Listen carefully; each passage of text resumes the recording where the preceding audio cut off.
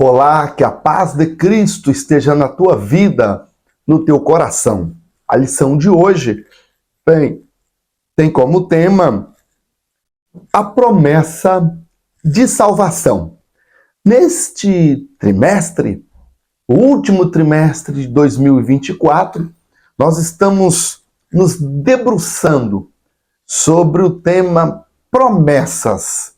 Estamos estudando sobre as promessas de Deus na Bíblia. E hoje estudaremos sobre a principal promessa de Deus, a promessa de salvação. O texto áureo está em João capítulo 5, versículo 24, que diz da seguinte forma: na verdade vos digo que quem ouve a minha palavra e crê que enviou, e crê naquele, melhor dizendo, que me enviou, tem a vida eterna e não entrará em condenação, mas passou da morte para a vida. A verdade prática, a promessa da vida eterna é a maior bênção divina para todo aquele que crê em Jesus Cristo. Olha que coisa linda. A leitura bíblica em classe está em João capítulo 3, versículos de 14 até o versículo 21. Esta leitura bíblica em classe é muito interessante. E no versículo 14 de João 3, começa usando uma figura super interessante que eu queria comentar aqui. Diz assim, João 3:14: e como Moisés levantou a serpente no deserto, assim importa que o Filho do Homem seja levantado.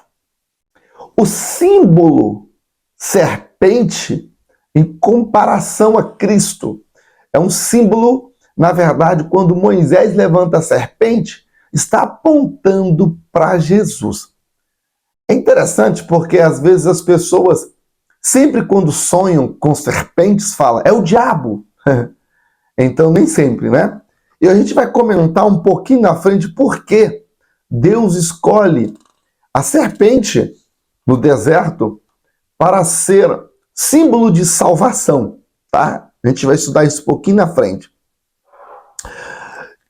O texto ainda da leitura bíblica em classe, no versículo 19, é uma porção importantíssima. Diz assim, e a condenação é esta, que a luz veio ao mundo e os homens amaram mais as trevas do que a luz, porque as suas obras eram más.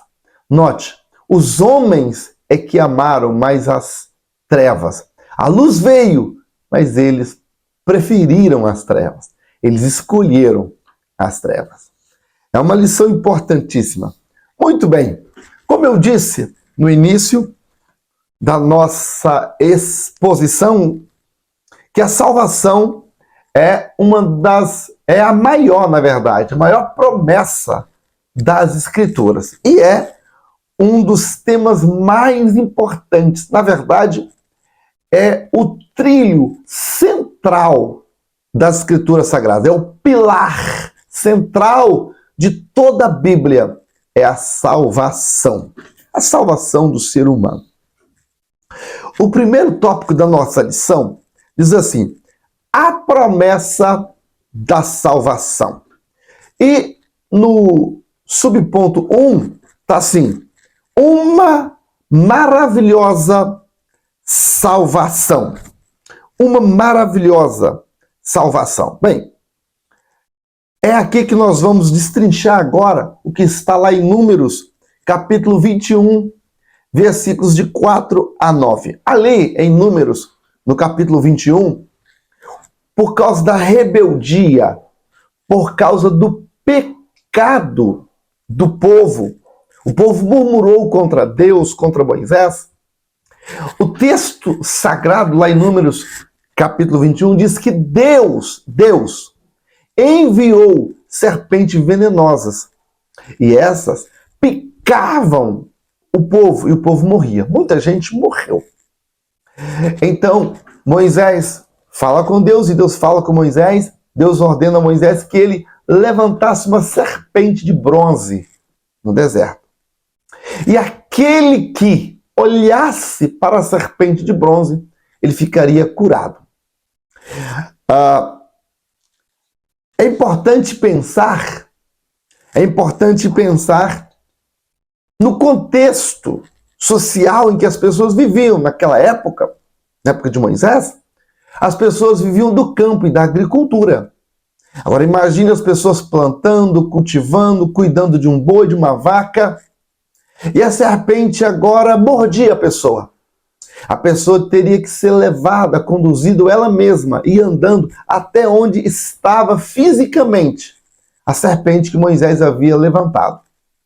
Certamente que essa serpente estava próxima ao tabernáculo. Então, a pessoa tinha que ir até lá, olhar para a serpente e olhar com fé.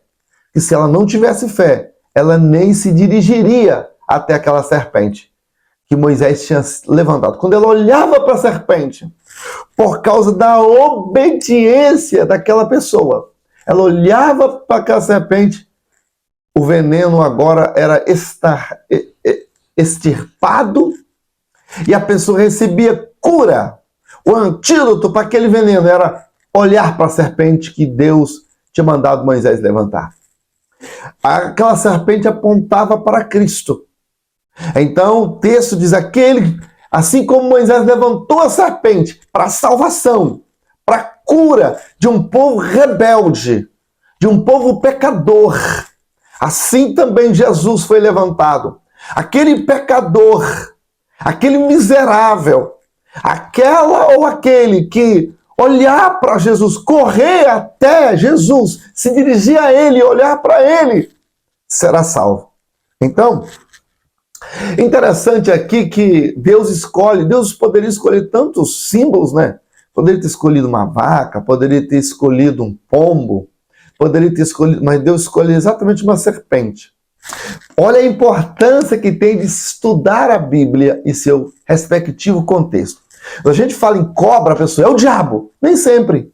Porque nesse contexto, a cobra aqui aponta para Jesus. A cobra aqui não é o diabo. A cobra aqui não é o mal. A cobra aqui é a salvação. A cobra aqui é a cura. A cobra aqui foi a solução que Deus levantou. Olha como é importante estudar a Bíblia. Tem gente que dá uma de intérprete de sonhos, né? E aí quando a pessoa sonhou com a cobra, isso é do diabo. Quem sonha com cobra, isso aí é o diabo, é traição, é alguma coisa que está vindo. Às vezes é a salvação. Às vezes é a cura. Às vezes é a vitória. Então, tem que ter muito cuidado, porque senão nós nos tornamos místicos. Místicos, né? Muito cuidado, ok? Então, aprendemos logo no primeiro ponto da nossa lição que a serpente levantada por Moisés apontava para Jesus e era a salvação. É interessante que a salvação aqui, nesse caso, é um elemento. A salvação aqui, ela tinha uma condição. Tinha uma condição. Qual a condição? Se dirigir até a serpente que Moisés tinha levantado. Olhar para a serpente. Obedecer as normas. Obedecer o ditame, as normas que Deus tinha ordenado a Moisés. A pessoa precisava de obedecer, precisava decidir ir até a serpente, precisava ter fé. Então havia condições para que a pessoa recebesse a salvação. Note, a salvação nunca foi providenciada, a salvação nunca teve nada a ver com o homem. O homem picado pela serpente, ele não conseguia fazer nada para ser curado. Nada. Quem providenciou para quem não merecia eram pecadores. Quem planejou, quem preparou tudo, o plano, tudo, a salvação daquele povo, bem como nossa hoje, do início ao fim, ela foi preparada, programada, os detalhes da salvação, tudo foi feito por Deus. O homem jamais conseguirá salvar-se. Nunca. Nunca. A salvação é uma obra do início ao fim de Deus. Deus trabalha a salvação do início até o fim. Toda a salvação é obra de Deus. Deus preparou a serpente. Deus teve a ideia. Deus deu a serpente. Deus deu... Deus preparou o meio. Deus preparou o plano. E quando a pessoa se dirigia até a serpente que Moisés tinha levantado, de metal, a pessoa olhava para ela. Então a pessoa estava submetendo a ordem de Deus, submetendo a Deus, entrando no plano que Deus preparou. Quando a pessoa entra no plano que Deus preparou, então o próprio Deus salva.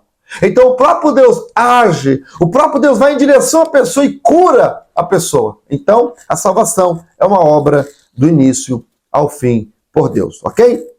A obra da salvação, ponto 1 e subponto 2, a obra da salvação. É uma providência de Deus, como eu falei. A palavra salvação vem do grego sotéria, que significa dar o livramento, um escape, trazer saúde, livrar de uma ameaça fatal. Então isto é salvação. O Salvador. Salvador vem do grego soter. Salvador, libertador, preservador, conservador, quem resgata. Quem é o Salvador? Jesus. Não tem salvadora, não tem vários caminhos, só tem um caminho. Jesus diz, eu sou o caminho, a verdade e a vida. Já viu aquela frase preparada pelo diabo lá no inferno? Todos os caminhos levam a Deus. Já viu alguém falar isso? Isso é uma heresia. Isso é uma frase maligna, porque essa frase ela é enganosa. Quando a pessoa pensa que todos os caminhos levam a Deus, ela pensa que todas as religiões estão certas. O que importa é ter fé, o que importa é você ter uma religião. Isso que é importante. O importante é você não fazer o mal a ninguém. Não, meu amigo, são frases enganosas. Isso é um plano diabólico para te manter num lugar que você pensa que vai para o céu. No fim das contas, você vai acabar de cara no inferno com demônios queimando no fogo eterno. Então, por isso que o Senhor Jesus disse, eu sou o caminho, o único caminho, o caminho, a verdade e a vida, artigos definidos. Ninguém vem ao Pai a não ser por mim. Só Jesus é o caminho, só Jesus é o Salvador. Não existe outro Salvador. A natureza da salvação. Ponto 2 da nossa lição. O comentarista, a CPAD, eles programam as lições para nós adaptarmos a nossa realidade, até porque nós vivemos em um país continental, não é assim? E aqui eu acrescento 2 itens importantíssimos para a natureza, para entendermos a natureza da salvação. Porque quando estudamos a natureza da salvação, na verdade nós estamos falando dos aspectos da salvação. O primeiro aspecto da salvação é o arrependimento. Não tem como a pessoa ser salva sem arrepender. A palavra arrependimento é uma palavra que vem do grego metanoia, que significa mudança de mente, mudança de opinião, de comportamento, de atitude. O arrependimento, oriundo da palavra grega, é quando você sente ódio, raiva do estado em que você está. Você sente raiva dos seus feitos.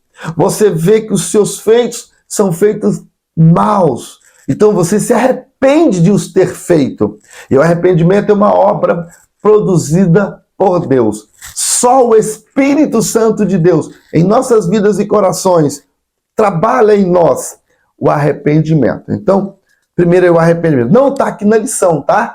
Não está na lição. Você tem que acrescentar aí. Você que está preparando a sua aula, anote aí. Arrependimento vem do grego metanoia, que significa sentir ódio pelo erro, pelas suas más obras, e agora você decide abandoná-las. Isso é arrependimento. Quando alguém fala que se arrependeu, mas não mudou as suas atitudes, conversa fiada. A pessoa não passou de um remorso. Tem gente que chora, sabia? Tem gente que sabe fazer um teatro terrível. Teatro. Chora e tal, mas não sente raiva pelo aquilo que fez, não sente ódio, não sente vergonha daquilo que fez. Não decide abandonar. Não se arrependeu. Não se arrependeu. Então, arrependimento. Segunda questão da natureza é a conversão. Também não está na lição. É a conversão. Ninguém consegue ser salvo sem se converter. A conversão é um dos principais elementos da salvação. É um dos principais aspectos da salvação. É a conversão. Conversão é dar uma volta de 180 graus. Você está aqui, você agora passa a andar para cá.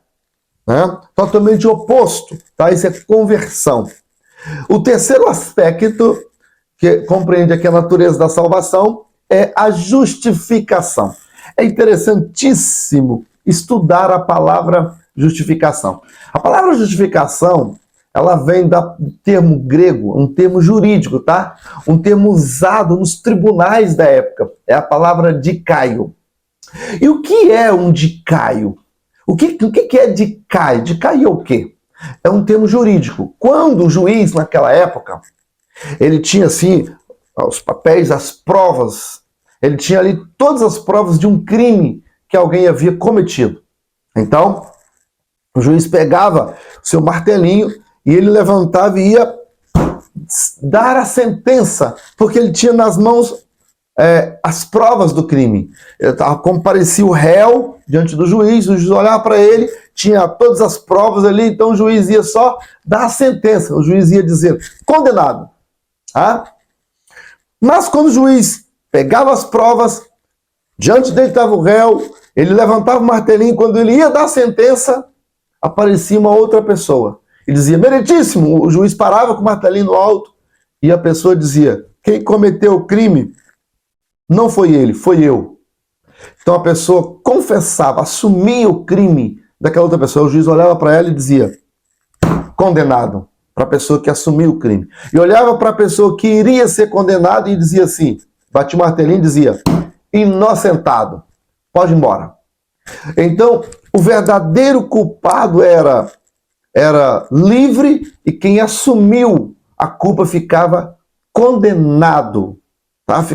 A pessoa ficava condenada no lugar da outra pessoa. E a pessoa que era para ser culpada, ela era agora justificada. Ela seguia livre, sem nenhuma culpa, com ficha limpa. O nome disso é dicaio. Isso o quê? Assumir a culpa do outro para que o outro fosse justificado. Então Paulo, escrevendo aos Romanos capítulo 5, quando ele fala assim, versículo 1, sendo, pois, justificados pela fé, temos paz com Deus por meio de Jesus Cristo. Paulo escolhe esse termo, dicaio. Então, quando Jesus assume a nossa culpa, e ele é condenado em nosso lugar, e ele morre em nosso lugar, então nós saímos de ficha limpa, porque Jesus assumiu a nossa culpa. Então isso é justificação. Isso é dicaio. Vê que coisa linda? Depois também, em quarto lugar, nós temos aqui a regeneração. A palavra regeneração vem do grego anagensis, que significa tornar-se, nascer de novo. Regeneração significa novo nascimento. Então, não tem como uma pessoa ser salva sem arrepender, sem se converter, sem ser justificado, porque sua culpa precisa ser cancelada, e sem nascer de novo. Tem gente que está dentro da igreja, mas ainda saboreando o mundo. É o crente Raimundo, né? Um pé na igreja, outro no mundo. Esse crente não foi regenerado, não nasceu de novo. Então, não foi salvo. Note que há muitos crentes dentro da igreja que ainda não foram salvos. Você percebe isso? Você é salvo ou você é Raimundo? Um pé na igreja, outro no mundo. Que Deus nos guarde de ser crente Raimundo, né? Em primeiro, segundo, terceiro, quarto, em quinto lugar. Em quinto lugar, nós temos aqui a santificação. A palavra santificação vem do grego agios, que significa separar. Quando Deus nos salva, quando nós somos salvos, nós então começamos a nos separar. Nós não usamos o que o mundo usa. Nós não cantamos o que o mundo canta. Nós não curtimos o que o mundo curte. A Bíblia chega a dizer que aquele que ama o mundo, o amor do Pai não está nele. Se alguém ama o mundo, o amor do Pai não está nele. A Bíblia até recomenda, não ameis o mundo, nem o que o mundo há. Se alguém ama o mundo, o amor do Pai não está nele. Por quê? A pessoa que foi salva, ela começa a santificar-se. O Espírito Santo conduz essa pessoa para a santificação. Então a santificação ela é um ato, no dia que você foi salvo, o Senhor te separou. Você foi transportado das trevas para a maravilhosa luz do Senhor. Você agora está em Deus. Você agora é nova criatura, você foi regenerado, você foi santificado, você se converteu, você foi justificado. Jesus assumiu sua culpa. Aproveita essa chance que você foi salvo. E agora, primeiro é o ato de ser separado. Deus separou você, Deus te santificou. Ok, está tudo resolvido? Não. Agora você vai entrar no processo de santificação. A santificação é um ato e é também um processo. A salvação não é um processo, tá? É um ato de ser salvo. O Senhor te salva, você foi salvo. Pronto, foi salvo. Salvou. Jesus te salvou. Então agora você entra no caminho da santificação. Você começa, você xingava, não xinga mais. Você mentia, não mente mais. Você era desonesto, mal pagador, agora você não é mais, porque você está na santificação, no caminho da santificação. Você vai deixando as coisas más. Isso é santificação. Aspectos da natureza da salvação. Muito bem. Então, em último lugar, nós temos aqui a promessa e perseverança na salvação. Muito bem. A base da nossa salvação é Cristo. Só Jesus que nos salva. Agora veja, no segundo subponto do ponto 3, nós temos aqui a apostasia individual. Aqui eu queria falar um pouquinho. Por quê? Nesse tema da apostasia individual, é quando as pessoas perdem a salvação. Uai, pastor, é possível perder a salvação? Uai, mas a Bíblia não está falando, mas o tópico aí sim não está falando a promessa e perseverança da salvação? Sim, a salvação ela é a maior promessa de Deus para a humanidade. E é verdade que sim, mas nós precisamos perseverar. Precisamos perseverar. Note, no texto da leitura bíblica em classe, capítulo 3, versículo 19, diz assim: a condenação é esta, que a luz veio ao mundo, e os homens amaram mais as trevas do que a luz, porque as suas obras eram más. Então, ó, veja aqui, a condenação é essa. A luz veio ao mundo e os homens amaram mais as trevas. Eles decidiram ficar com as trevas. Deus trouxe a luz. E aí? Então as pessoas individualmente, elas optaram para as trevas. Os olhos aqui, ó. A condenação é essa. Que a luz veio ao mundo. A oportunidade não veio só a um homem. Não veio só a um grupo de eleitos. A condenação é essa. A luz veio ao mundo, a todo mundo, porque Deus amou o mundo de tal maneira. Então a salvação veio para todo mundo. A luz veio para todo mundo. Aí diz assim, que os homens amaram mais as trevas. Aqueles que decidirem ficar com as trevas, essas pessoas estão rejeitando a salvação. Bem, agora veja aqui, apostasia individual. Primeira questão que eu queria explicar, que nenhum ímpio se apóstata. Mas se apostatar, precisa primeiro ser salvo. Só uma pessoa que foi salva, que teve o nome escrito no livro da vida, só essa pessoa que agora então poderá se apostatar. Tá? Só pode se apostatar da fé uma pessoa que foi salva. O ímpio, ele não se apostata porque já está perdido, está sem salvação. Agora, quando a pessoa recebe a salvação, que ela não valoriza a salvação, que ela agora começa a curtir o mundo, ela vai perder a salvação. Pastor, É possível perder a salvação? Sim, é possível perder a salvação. Então, eu vou aqui para o último ponto da nossa lição, que é a promessa e a segurança da salvação. E aí eu vou englobar esses dois tópicos, sobre a apostasia individual e a segurança da salvação. Pastor, existe uma segurança na salvação? Existe. Muito bem. Em João, capítulo 6, e o versículo 37, está escrito assim, palavra de Jesus, aquele que vem a mim, de maneira nenhuma lançarei fora. Então, se você está em Cristo Jesus, você está seguro. Nada vai te roubar de Jesus Cristo, ok? O Senhor não vai te lançar fora. Em Romanos 8 e 35, está escrito sobre a segurança da salvação, tá? Estamos seguros em Cristo. Quem nos separará do amor de Cristo? A tribulação? A angústia? A perseguição? A fome? A nudez? Perigo? Espada? Ó, tá vendo? Como está escrito, por amor de ti somos entregues à morte todo dia. Tá vendo?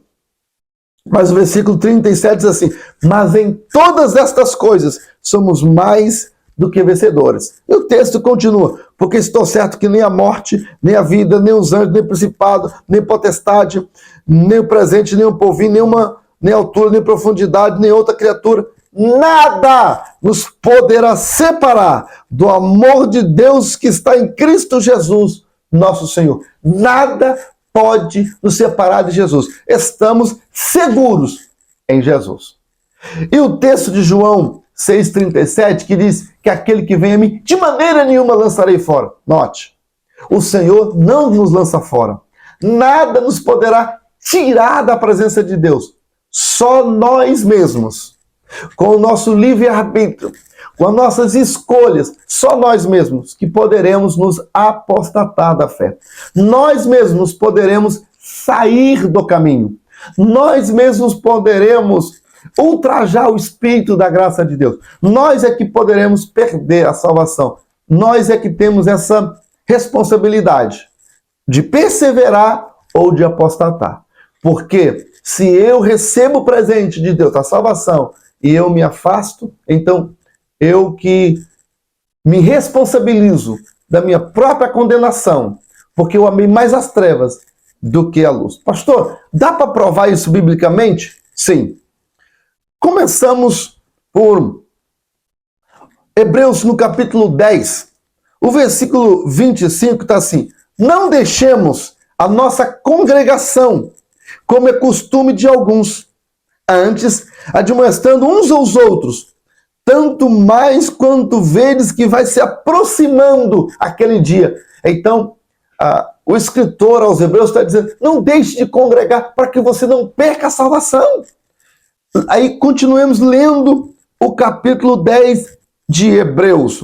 E diz assim, versículo 26, porque se pecarmos voluntariamente, depois de termos recebido o conhecimento da verdade, já não resta mais sacrifício pelo pecado. Olha só, se pecar voluntariamente, quando a gente quer ir para as trevas, quer ir para a luz, tá vendo?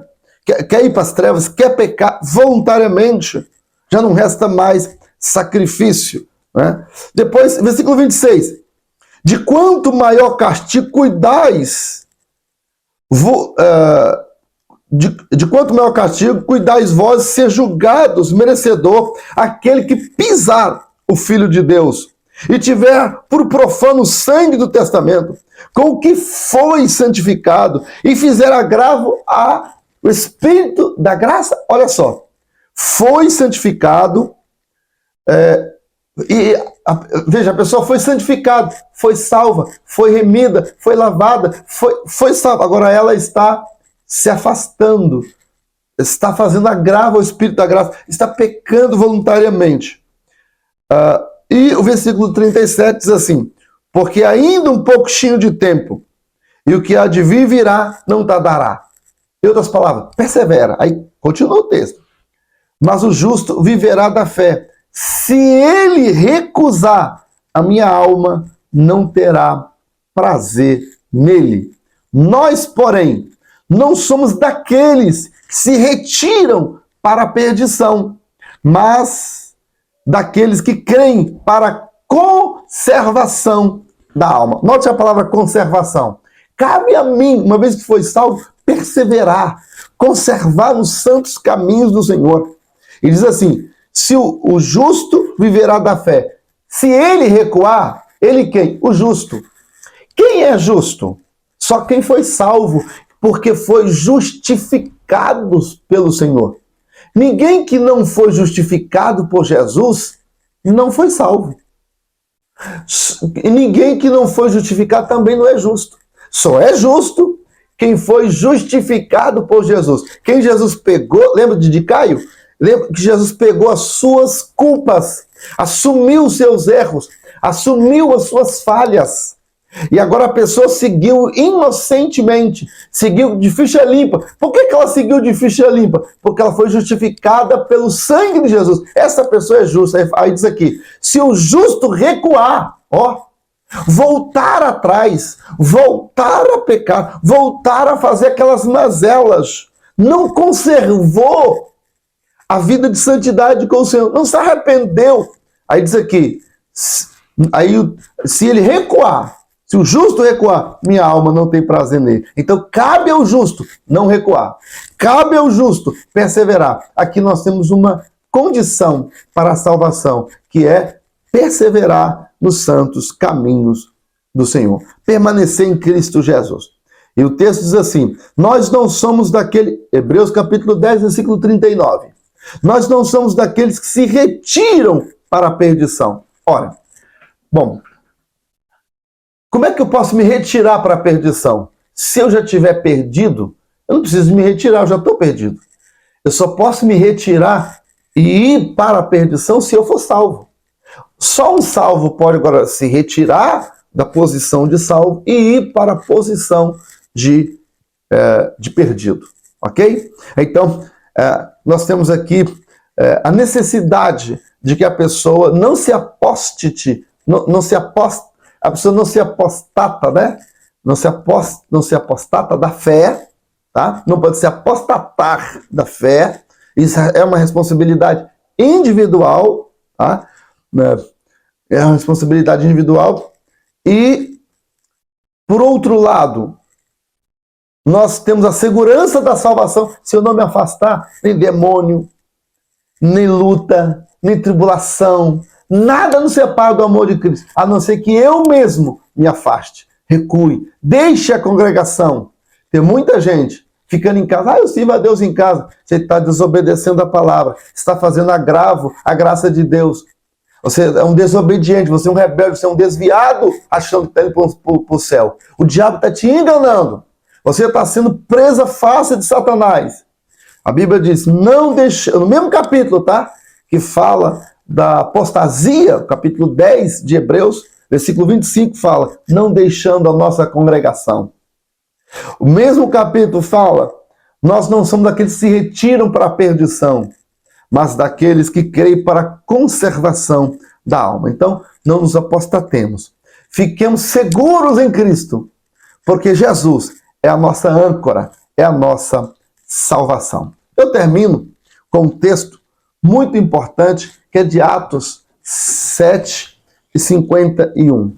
Atos, no capítulo 7 e 51, está escrito assim, homens de dura cerviz, incircuncisos de coração e ouvido, vós sempre resistis ao Espírito Santo, assim vós sois como vossos pais. Quando a pessoa começa a resistir ao Espírito Santo, o Espírito Santo começa a falar com a pessoa, arrependa-te, volte a congregar, volte a servir, ultrapasse essa luta, prova, decepção, todo mundo passa, faz parte da fé cristã. Tanto é que o apóstolo Paulo diz, combati o bom combate, acabei a carreira, viu? Combate, a fé cristã é de combate. Mas não desanimemos, nada justifica abandonar os caminhos do Senhor. Nada justifica que a pessoa resista ao Espírito Santo. O Espírito Santo fala, fica firme, continua, e a pessoa não, vou ficar em casa. Aí vai esfriando na fé. vai abandonando a casa do Senhor, não recebe nutrição, alimento espiritual, enfraquece, fica doente e morre. Não resista ao Espírito Santo. Não se apostate da fé. Não seja um apóstata da fé. Fique firme, porque a nossa salvação está segura em Cristo Jesus. Nada nos separará do amor de Deus que está em Cristo Jesus.